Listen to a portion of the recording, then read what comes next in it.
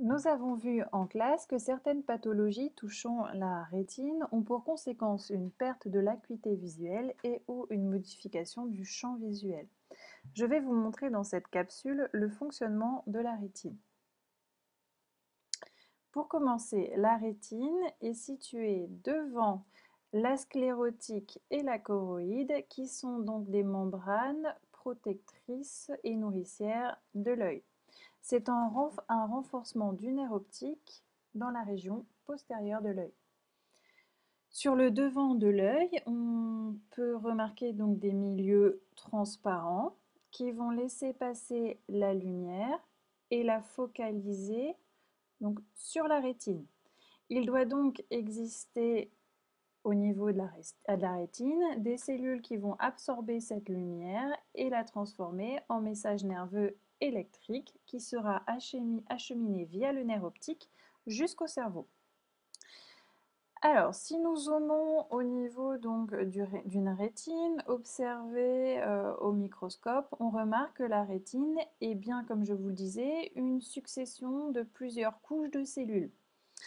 La couche qui va nous intéresser, donc la couche photoréceptrice qui va absorber la lumière et la transformer en message nerveux électrique, est située ici. Cette couche de photorécepteurs va absorber la lumière grâce à des pigments situés dans la partie terminale ici des cellules et la transformer en message nerveux électrique qui sera acheminé de cellule en cellule jusqu'au nerf optique puis au cerveau.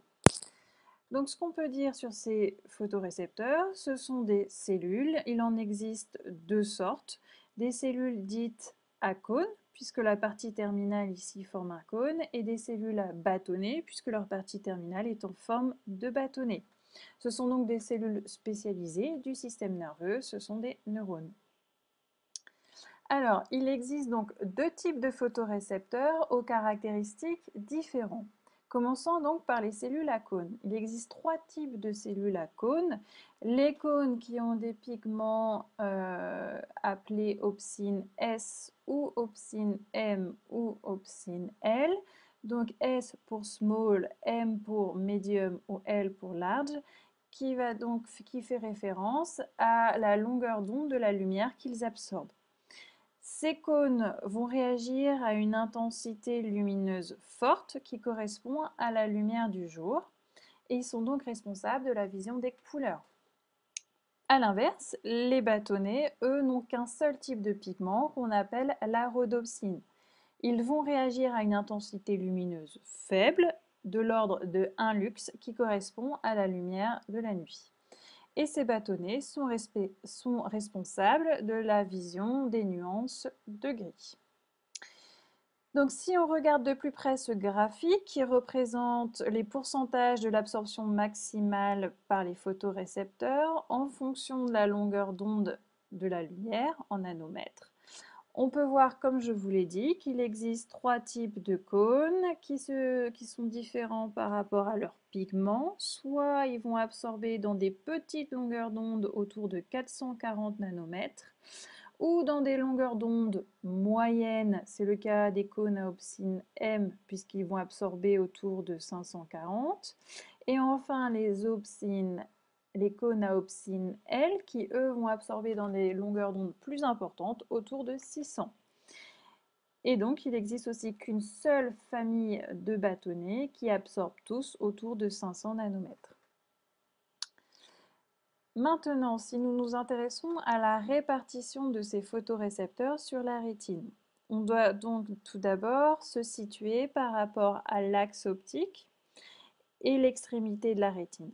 Cet angle que forme l'extrémité de la rétine avec l'axe optique, on parle de distance angulaire. Si vous êtes au niveau 0, vous êtes au niveau de l'axe optique et plus votre angle va augmenter, plus vous allez être vers la périphérie de la rétine avec des angles, donc des distances angulaires plus importantes. Donc au niveau 0, on appelle cette zone-là la fovea, donc c'est là que se focalise l'image sur la rétine. On n'observe que des cônes.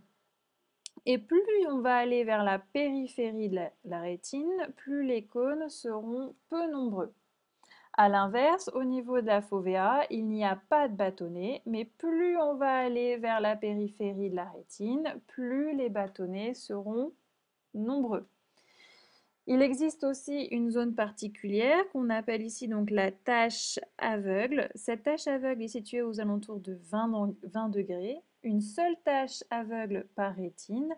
Elle correspond donc à l'insertion du nerf optique au niveau de la rétine. Cette tache aveugle est dépourvue de photorécepteurs. Alors, pour conclure, ce qu'on peut dire, c'est que la rétine comporte deux types de photorécepteurs, les cônes et les bâtonnets. Ce sont des cellules spécialisées dans l'absorption de la lumière grâce à des pigments et à la transformation de la lumière en message nerveux électrique. Ces photorécepteurs ont des rôles différents, soit la vision de jour, soit la vision de nuit, et des répartitions sur la rétine différentes. Je vous laisse maintenant répondre au questionnaire. Bon courage!